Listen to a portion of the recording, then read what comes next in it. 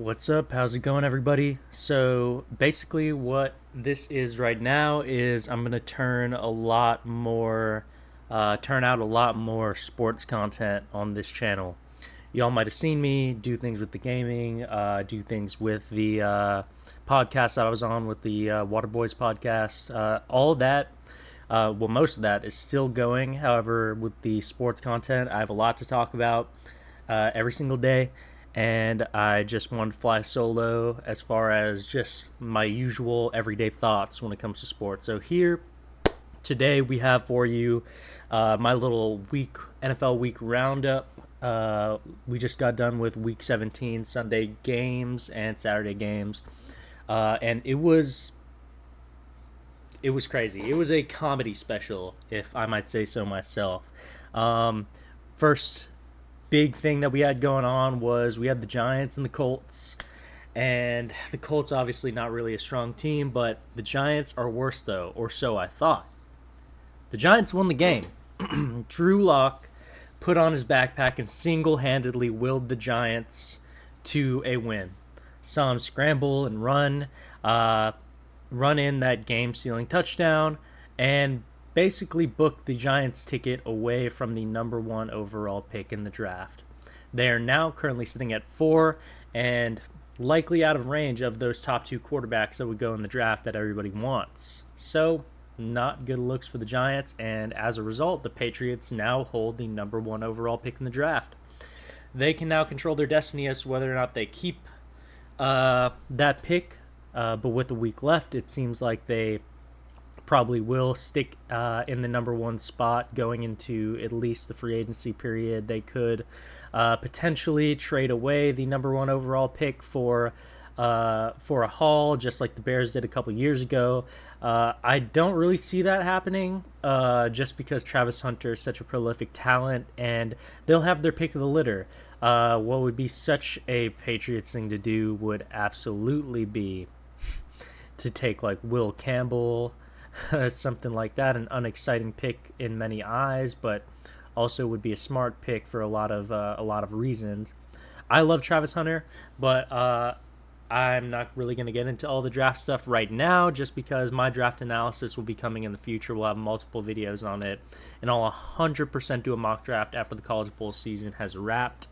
But definitely some exciting stuff, and it's really funny that the Giants just basically threw away their future, or potential at a future, to win a game in Week 17 against the Colts, who are also a really bad team. Then we had other notable games. My beautiful Jets took on the Bills this week. We were losing at one point 40-0, I believe it was, and then Rodgers gets subbed out for Tyrod Taylor, who immediately follows that up in the fourth quarter with one score, one touchdown thrown to Garrett Wilson, who we love on this channel, and then one to Tyler Conklin. I believe, based on this game, just my thoughts is that this has to be the final nail in Aaron Rodgers' coffin. It has to be, at least for his Jets career. We have all of the news that has been, being bounced around, especially on my Jets Twitter timeline, going on about Aaron Rodgers and Garrett Wilson having these disputes in training camp all the way back then, and haven't been able to find common ground as a result. Aaron Rodgers blaming everybody that's not himself on the team, pretending to take accountability in the news conferences, and basically Garrett Wilson, our number one, 1A, 1B, 1C, whatever you might want to call him on the team, our number one prospect as far as talent, young talent, for our core.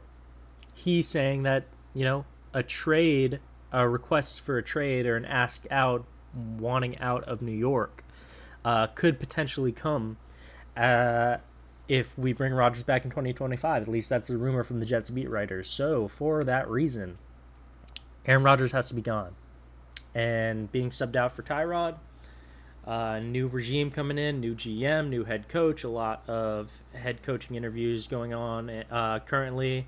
Mike Vrabel being the big name being thrown out there, but also Rex Ryan being interviewed, which I would like that too.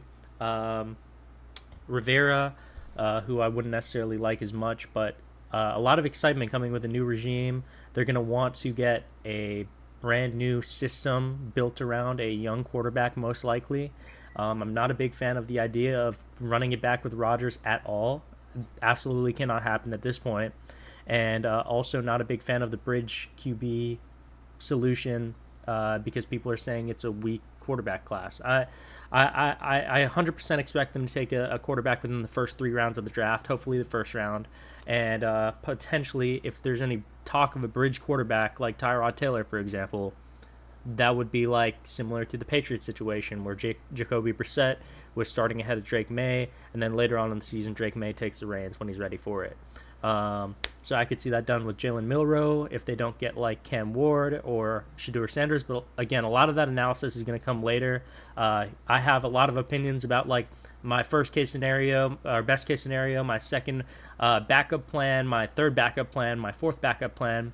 But none of those plans I have in mind include Aaron Rodgers in the future. And I think it's absolutely ridiculous. Maybe Devontae Adams, if he wants to stay. But I think that relationship is too fractured between Rodgers and the organization, between the players, between even him and Woody Johnson, who was the biggest proponent of him to start out with. Other notable news around the league. So the Seahawks became eliminated from the playoffs or the hunt for the playoffs with the Rams win over the Cardinals. Not like the Seahawks would have made much noise to begin with if they had made the playoffs. They just, their defense hasn't been what it was supposed to be. Like their secondary, like Reek Woolen, for example, my fellow Roadrunner alum, he has not been as good as he should have been breaking out from his first season. Their defense hasn't been what it was supposed to be, progressing and building upon a couple years ago. And their offense, clearly, they have an aging Geno, and he's, even though I love Geno and what he can do sometimes, in the clutch, and just as a really solid quarterback to have, I don't think that they were going to make much noise if they made the playoffs this year. The AFC wildcard picture is now down to 3 teams: the Broncos, the Dolphins, and the Bengals. Essentially, the Broncos need to lose for either of those other 2 teams to have any sort of shot at making the playoff. The playoffs will basically the Bengals, who are playing the Broncos, they need to turn up and beat the Broncos, and the Dolphins need to beat the tanking Browns for the Dolphins to get in off the strength of the tiebreaker, I believe. So it's looking likely that it's probably over 55% chance that the Broncos are going to make the playoffs, which will be great for them with Bo Nix and exciting to watch, and they have a great defense, really tough. But it's interesting to see how that's going to shake out in Week 18. The Packers versus the Vikings is a great game that I want to go over. It was a really exciting game, even though it was inconsequential at the end of the day. The Packers, they trailed early, and then even though their defense was doing a good job of locking up Justin Jefferson in the first half, everyone else, from Jordan Addison to TJ Hawkinson, to the run game of Jones and Cam Akers, they were turning it up and dicing up the defense. So even though Jefferson couldn't get going until the second half, it was hard for the Packers, who couldn't score on the offensive end, and then on the defense, they couldn't stop everybody else. It became a little bit of a story of too little too late entering the fourth quarter. They scored 15 unanswered. However, you've seen this story a million times. And they ended up losing the game. Darnold almost sold the game, but now that they won just by the skin of their teeth, Vikings fans are like, oh my gosh, he's such a hero, even though they just hung on by a thread. I saw, that discourse around Sam Darnold. There's now a discussion about whether or not they wouldn't prioritize J.J. McCarthy in the future, rather keeping Darnold, who they say is playing at an MVP level, when if you watch the tape of the game, if you were watching and following along, he almost sold the game for them. There's just because off the strength of that game, of course they're having a great season, but I don't think that's cause for Darnold to absolutely be the person you build around at 27 years old. When, you never know. This is his first amazing season. You never know if he can be that in the future. Depending on how the rest of the roster shakes out, people leaving, people coming in. I don't know about that. I think JJ should at least get a chance. Perhaps you sign Darnold with an extension for the purpose of him knowing that, yes, you could be the starter, but also you could potentially uh, be the backup at the end of the day, and maybe we trade you for get the highest value. I know he's an expiring free agent. Um, their offense, actually, I want to go over. I saw a Kurt Benker tweet talking about this game earlier that said that Green Bay, they need to target a wide receiver one in this draft. I 100% agree because you have Josh Jacobs, who's obviously awesome at running the ball. You've got this logjam though of like Romeo Doubs, Dontavian Wicks, Christian Watson, who didn't play last night, and Jaden Reed, who they all kind of play like basically like wide receiver twos, like four different wide receiver twos. Obviously, Jaden Reed, I think he's a stud, by the way, but I think he's definitely more of like a playmaker out of the slot who can do a lot of amazing things off rack, off of a lot of screen passes, etc. But I think that and short routes, things like that, he can do basically a lot of everything and a lot of things really well. But I don't think he's that true kind of throw it up there. He's going to be back there somewhere, wide receiver one that they could definitely stand to target in this in this upcoming draft. Which I think if they do, then they have a great core of receivers surrounding their number one receiver, and then Jaden Reed as maybe the 1B or wide receiver two.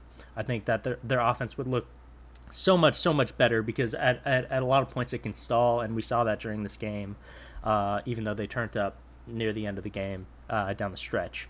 But that's just me. That's just me. Lastly, we had the Falcons versus the Commanders, which was absolute cinema. We had Penix, he had a bad interception, basically almost off rip. But then he got into the swing of things. They went up, in the second quarter by a good amount. I think it was by 10 or so, being in the hunt for the playoffs out there in the NFC. But what ended up happening was they find themselves down going into like the last minute and some change of the game, and then they get pushed back, and then it's fourth down and goal, and then 4th and 13, goal to go. Penix steps up and with the game on the line throws an absolute bullet to Kyle Pitts, who a lot of people love to hate. He's calling him a bust and this and that, but he definitely stepped up big with that catch. Amazing game-tying touchdown, and they go into overtime. Then in overtime, the Commanders score the go-ahead game-winning touchdown, and basically, because of the overtime rules in the NFL, the Falcons don't even touch the ball, and it is a win for the Commanders. And the previously mentioned events of heroics from Penix and Kyle Pitts, that is all moot. So definitely anticlimactic. Didn't turn out the way they wanted to, but they're still in the hunt for the playoffs for sure, and it's going to be interesting what happens in Week 18. Need a Buccaneers loss, I believe, and they need to win, but at least they're exciting. At least they're scoring the ball a lot better than they were with Cousins near the end of when Cousins was starting there. And, with Penix, they're making a late push here, and with some luck, they can make the playoffs and make at least Falcons fans excited. I love that they're scoring the ball like that, and I love that they have probably a bright future ahead of them with a lot of the young players that they have in their offense, with Drake London, with Bijan, and with Penix, coming up here. Albeit he is 25 years old, but to me that's not necessarily a huge problem because he's definitely very polished, and one of the other bright spots that comes out of this rookie quarterback class from 2024. Then lastly, we have Monday Night Football tonight, the Lions versus the Niners. It's not going to mean much, but of course the Lions need to win to stay in contention for that 1 seed, and they'll play the Vikings for that next week.